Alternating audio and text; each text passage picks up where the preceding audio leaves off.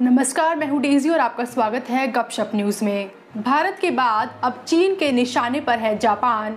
Asia में छिड़ सकती है बड़ी जंग।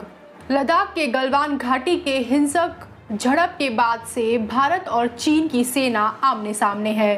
पूरे एशिया में यह जगह वर्तमान समय में सैन्य फ्लैश पॉइंट बना हुआ है। इस बीच सैन्य विशेषज्ञों ने आशंका जताई है कि विस्तारवादी मानसिकता को संजोने वाला चीन अब पूर्वी चीन सागर में भी जापान के साथ द्वीपों को लेकर उलझ सकता है। अगर जापान से चीन ने बैर मोल लेने की कोशिश की तो इसमें अमेरिका जरूर शामिल होगा।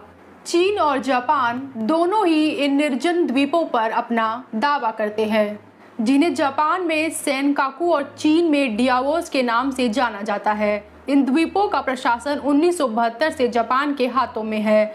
वहीं चीन का दावा है कि ये द्वीप उसके अधिकार क्षेत्र में आते हैं और जापान को अपना दावा छोड़ देना चाहिए। इतना ही नहीं, चीन की कम्युनिस्ट पार्टी ने तो इस पर कब्जे के लिए सैन्य कार्रवाई की धमकी भी दे चुकी है। इन द्वीपों की रखवाली वर्तमान समय में जापान की नौसेना कर रही है। ऐसी स्थिति में अगर चीन इन द्वीपों पर कब्जा करने की कोशिश करता है तो उसे जापान में युद्ध लड़ना होगा। हालांकि दुनिया में तीसरी सबसे बड़ी सैन्य ताकत वाले चीन के लिए ऐसा करना आसान नहीं होगा। पिछले हफ्ते भी चीन के जहाज इस द्वीप के नजदीक पहुंचे हैं, जिसके बाद टकराव की आशंका भी बढ़ गई थी। इन द्वीपों के पास चीन की बढ़ती उपस्थिति के जवाब में जापान के मुख्य कैबिनेट सचिव योशिहिदे सुगा ने इन द्वीपों को लेकर टोक्यो के संकल्प को फिर से व्यक्त किया। उन्होंने कहा कि सेनकाकू द्वीप हमारे नियंत्रण में है और निर्विवाद रूप से ऐतिहासिक और अंतर्राष्ट्रीय कानून के तहत हमारा है। अगर चीन कोई हरकत करता है तो हम उसका जवाब देंगे।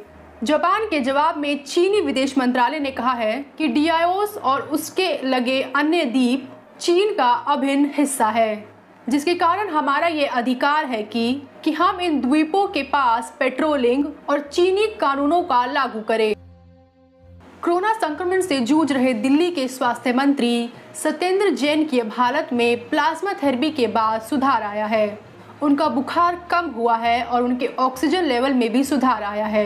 जैन के कार्यालय के अनुसार उनका इलाज कर रहे डॉक्टरों का कहना है कि उन्हें जनरल वार्ड में शिफ्ट कराया जा सकता है। सत्येंद्र जैन ने कोरोना वायरस के लक्षण देखने पर मंगलवार को टेस्ट करवाया था, जिसमें वह नेगेटिव आए थे। इसी बीच उन्होंने दोबारा टेस्ट करवाया था, जिसमें उनकी रिपोर्ट पॉजिटिव आई थी। उन्हें तेज बुखार और ऑक्सीजन का स्तर गिरने के बाद Rajiv Gandhi super speciality hospital में भर्ती कराया था। वहीं राजधानी दिल्ली में कोरोना वायरस के मामले तेजी से बढ़ते जा रहे हैं। शनिवार को दिल्ली में कोरोना के नए 3,630 मामले सामने आए और वहीं 77 लोगों की मौत हुई थी। राजधानी में अब तक कोरोना वायरस संक्रमित की संख्या 56,746 तक पहुँच चुकी है, जिनमें से 31,294 मरीज इस महामारी से उबर चुके हैं।